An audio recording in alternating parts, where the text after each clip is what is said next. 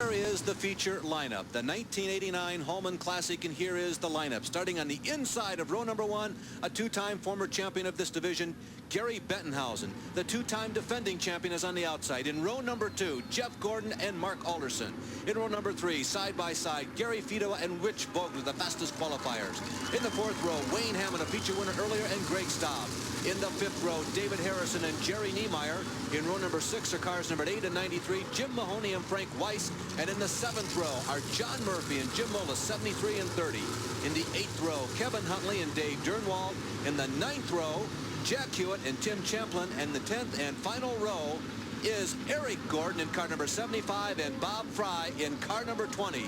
You will see this year's Holman Classic live after these words. This is a race that absolutely is up for grabs.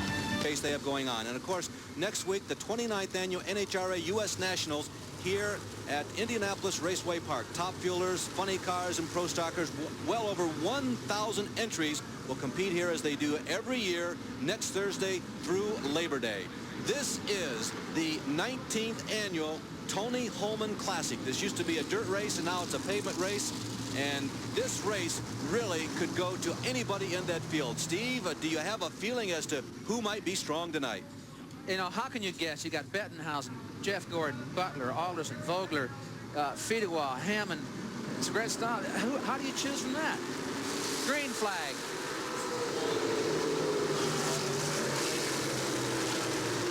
The two-time and defending champion Steve Butler takes the early lead. Steve Butler has had a season he would just as soon forget. He could really turn things around emotionally for himself if he were to win here tonight. You're riding with Floridian Wayne Hammond. The car looks like it's working real good. He's just got a little bit of push in the corner. Not enough to hurt him, but enough to make the car stable. Great view from the car. Great view of how the cars move around and how the suspension works and how the front tire rolls on the rim. Steve Butler has not won a USAC sprint car main event in 1989. Got a little smoke coming off the right side of Hammond's car there. There's a view off the left rear of Hammond's car. Butler continues to lead. Jerry Bettenhausen is running in second position with 2 very clean laps down, and the first 8 cars have distanced themselves from the rest of the field. Running in third is Mark Alderson. Young Jeff Gordon is 4th. New track record holder Rich Vogler is 5th.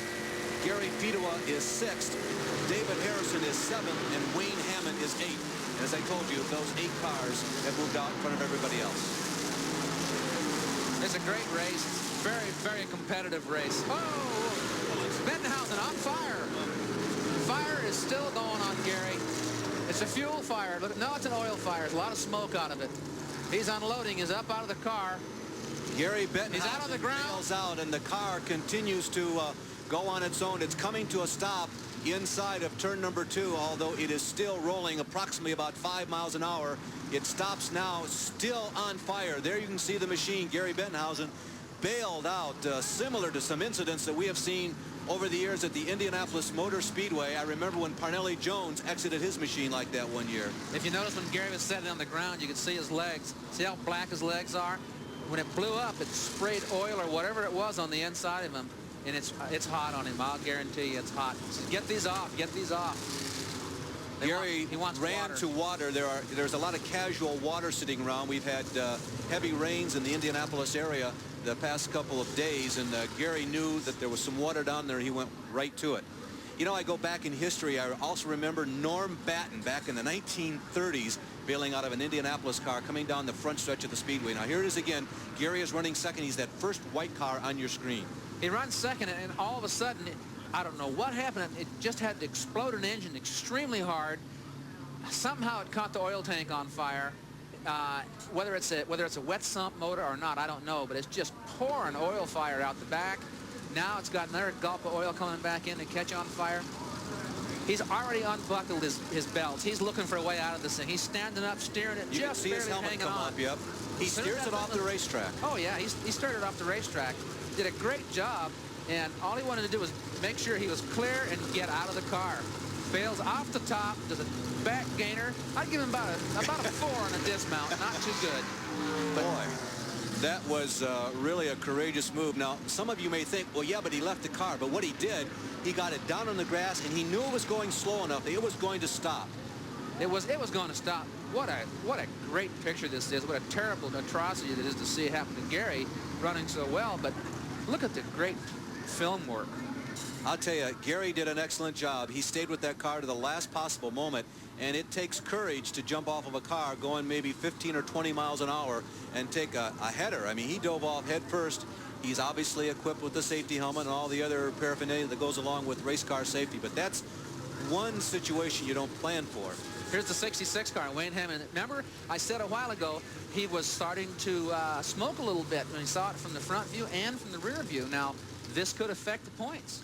There is Gary Bettenhausen, and we remind you that he has a left arm that is virtually useless, and he did all that one-handed and just some quick thinking. Gary Bettenhausen appears to be okay. We'll be back with the re-green after this. Looking at the Galleon Sporting Goods special of Gary Bettenhausen, a brand new car out here tonight, the Magnum chassis, which erupted in a spectacular flame as he went down the front stretch running in second position. Gary Bettenhausen bailed out of that car while it was still rolling across the grass. He did bring it down to a safe speed, and the fire was filling the cockpit, and Gary made the election to bail out when he felt the car was in a safe position. We believe that there may be some burn injuries to Gary's leg. They are at this moment trying to load Gary. He got out of the race car under his own power. Gary, can you update us on the situation? Well, you talk with the emergency crew, Larry. They tell us right now he is suffering apparently from some burns on the legs. We cannot tell you how severe. He will be taken to the medical complex here at Indianapolis Raceway Park. If needed, then we will have to transfer him downtown to Methodist. But once again, we cannot tell you how bad the burns may be on the legs. But right now, he will be taken first to the center here at Raceway Park. So we will stay on top of this and come back and give you an update as soon as possible, as the feature will continue here at Indianapolis Raceway Park on Thursday Thunder. Stay with us. With yet another update from down pit side, Gary. Well, this is Gary Bettenhausen, one of Gary's twin sons. Give us an update first on your dad's condition. Well, I was down there at the area where he stopped and got out of the car, and he appears to have second-degree burns on the inside of both of his thighs. Now, you told me they're going to fly him to Methodist Hospital to treat those burns? Yes, I guess just because of the pain involved. They want to get him down there and treat him for the pain as soon as possible. Now, tell us what you have ascertained actually happened. Well, we're not sure, but since we haven't seen the car yet, but apparently the drive shaft let go, and our fuel pump is mounted off the back of the camshaft right above the drive shaft between the driver's knees, and apparently when the drive shaft let go, it took the fuel pump with it. You were saying something about Rich Vogler got the drive shaft? Yeah, apparently Rich Vogler threw the drive shaft out going down the front straightaway. It ended up in his lap. That's what we heard. Well, of course, those of us that have followed Gary Bettenhausen's career know it's been laced with great talent, but also some very terrible luck. A very scary situation here at Raceway Park this evening.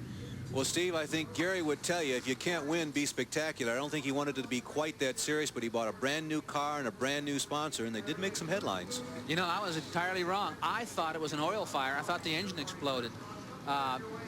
It makes all the sense to me now that with that fuel pump in the cockpit, that's where the fire was coming from. It broke a fuel fitting off, no doubt.